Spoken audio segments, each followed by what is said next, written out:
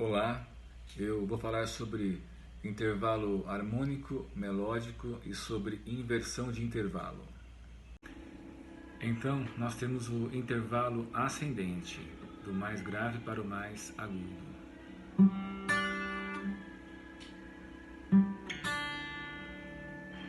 E o intervalo descendente, que é o contrário disso, do agudo para o mais grave.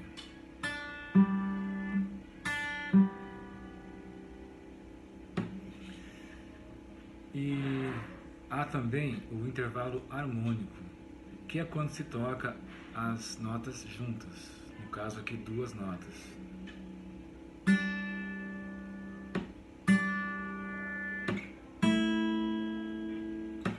Ou aqui um sol e um mi.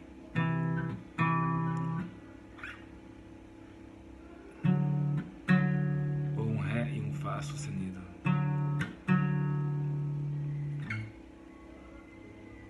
Ou um sol e um ré aqui, harmônicos. Há que se frisar que os intervalos harmônicos são sempre tocados e ouvidos simultaneamente. Observação: em relação aos intervalos harmônicos, não há ascendência ou descendência. São sempre tocados simultaneamente, apenas oitavando uma das notas, para cima ou para baixo. Exemplo, aqui o Lá e o Ré sustenido. Oitavando o Lá duas vezes. Ou uma vez. Novamente.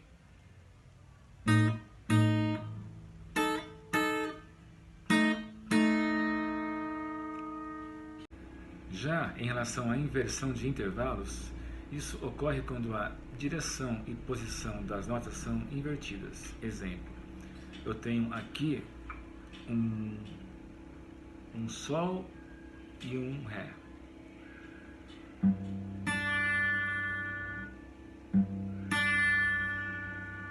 Eu inverto, eu jogo esse Sol aqui na primeira corda, ficando ascendente.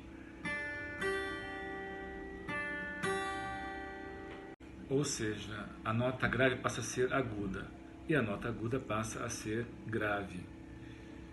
E isso ocorre também com os intervalos descendentes. Exemplo, este Dó e este Mi.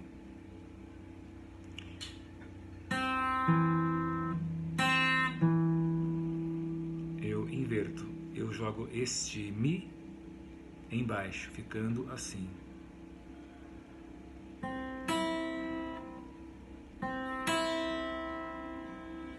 E uma outra característica da inversão de intervalo é que o intervalo de segunda, ao ser invertido, ele passa a ser um intervalo de terça. O intervalo de terça, ao ser invertido, ele passa a ser um intervalo de sexta. E o intervalo de quarta, ao ser invertido, passa a ser um intervalo de quinta. Exemplo, se eu fizer um intervalo de segunda com as notas Sol e Lá e invertê-lo, fazendo Lá e Sol, eu terei um intervalo de sétima.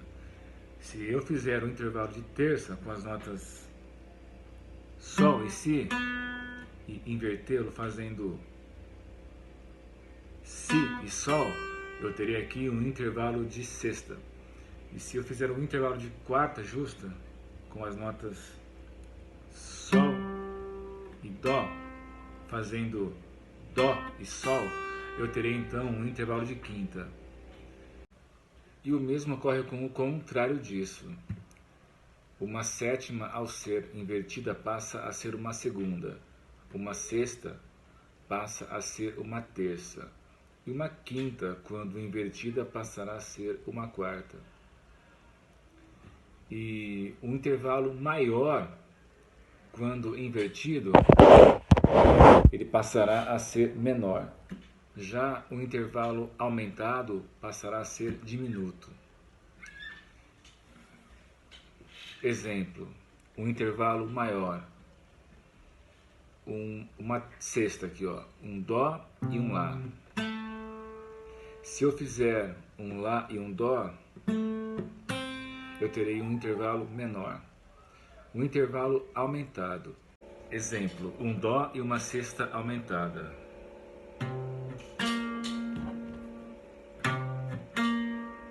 Invertendo isso,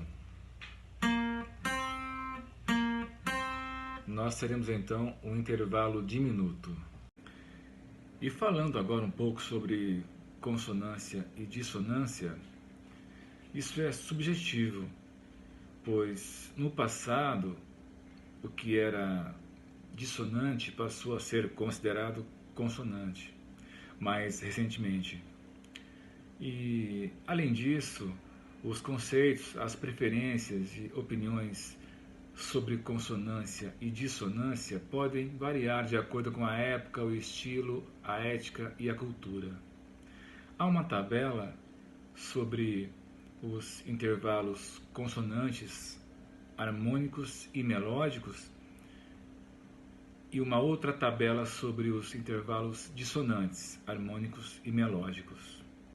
Na tabela dos intervalos consonantes melódicos, mais voltada para o canto, nós temos aí as opções do uníssono, da segunda maior e menor, da terça maior e menor, da quarta justa, quinta justa, sexta maior e menor e da oitava justa. E nos intervalos consonantes harmônicos, nós temos como opções uníssono, a terça maior e menor, a quarta justa, a quinta justa, a sexta maior e menor e a oitava justa. E quanto aos intervalos dissonantes melódicos, que são mais complexos para se cantar, nós temos como opções de uso a sétima maior e menor e todos os intervalos diminutos e aumentados. E em relação aos intervalos dissonantes harmônicos, nós temos como opções de uso a segunda maior e menor, a sétima maior e menor e também todos os intervalos diminutos e aumentados.